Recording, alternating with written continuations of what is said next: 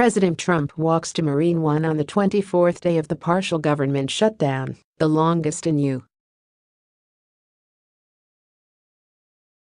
U.S. history.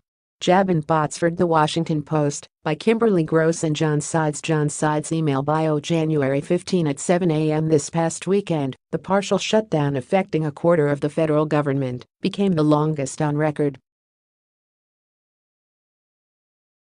Most Americans do not support the shutdown. In a recent NPR Ipsos poll, 71% said Congress should pass a bill to reopen the government, while budget talks continue.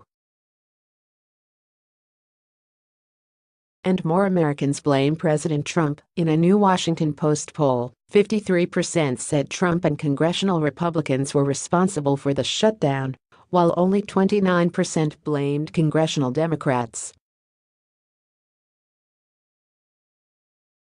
Yet Trump appears unwilling to change course. Last week, he walked out of a negotiating session with congressional Democrats when House Speaker Nancy Pelosi, DACA, told him that they would not fund a border wall. Meanwhile, Senate Majority Leader Mitch McConnell, Kentucky, won't consider House-approved bills that would reopen the government because Trump won't support them. Why is there such difficulty finding a path forward? The roots of the shutdown can be traced to the fraught issue of immigration. A new GW Politics poll shows just how hard it will be to reopen the government if that depends on a bipartisan immigration compromise. Americans don't want Trump's border wall. Here's what they think should happen instead. 1.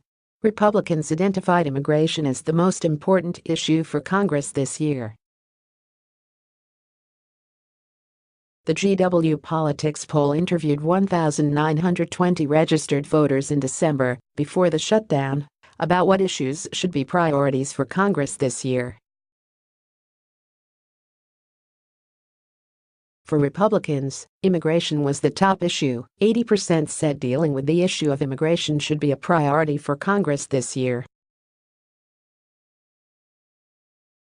Immigration was followed closely by defending the country from future terrorist attacks. 79% said it was a priority, an issue the Trump administration has misleadingly tried to link to border security, and by strengthening the nation's economy. 78% said it was a priority. By contrast, only 41% of Democrats said immigration was a priority. Thus, it's clear that a president who prioritizes support from the GOP base has an incentive to focus on immigration. 2. Republicans are deeply concerned about immigrants entering the country. During the 2018 campaign, Trump focused on a caravan of Central American migrants headed to the U.S. border to seek asylum. The GW Politics poll asked respondents how concerned they were that some of these migrants might gain entry to the United States. There was a remarkable partisan divide on this question. 60% of Republicans were very concerned, and 21% were somewhat concerned.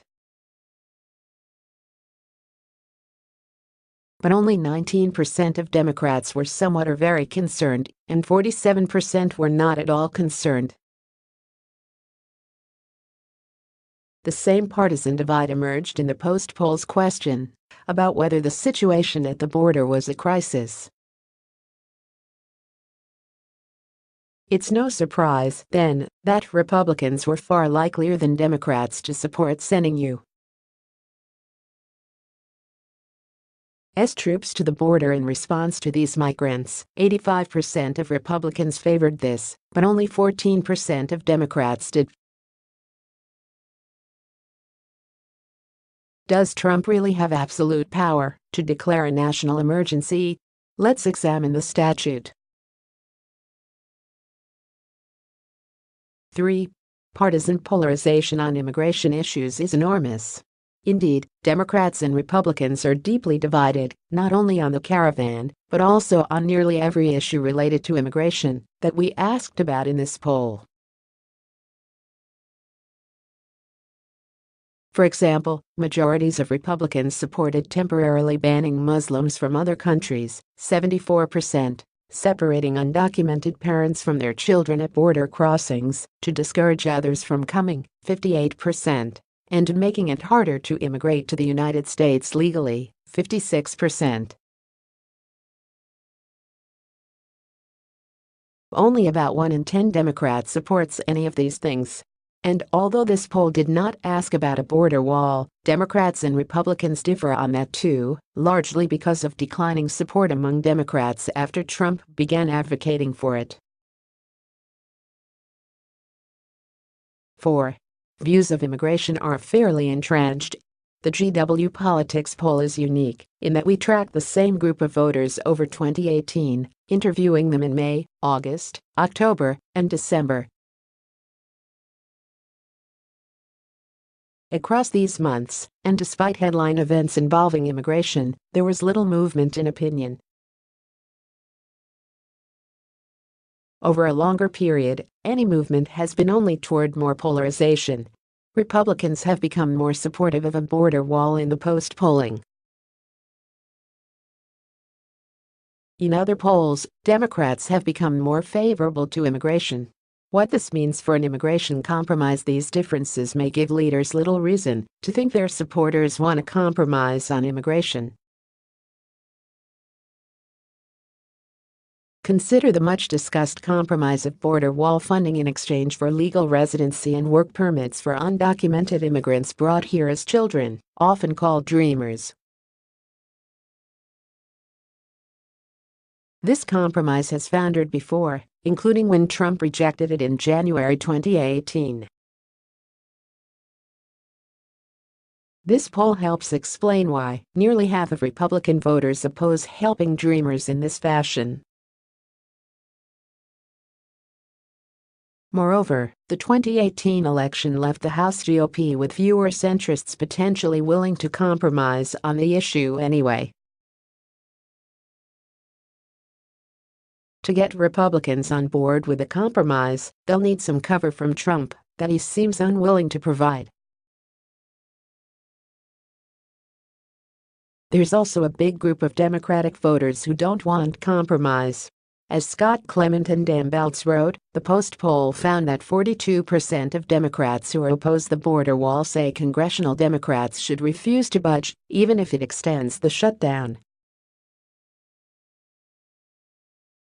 How would this large plurality of Democrats respond to a deal that builds more of a wall? It's not clear that either Democratic or Republican voters want a compromise. What will it take to end the shutdown? Watch these 3 things.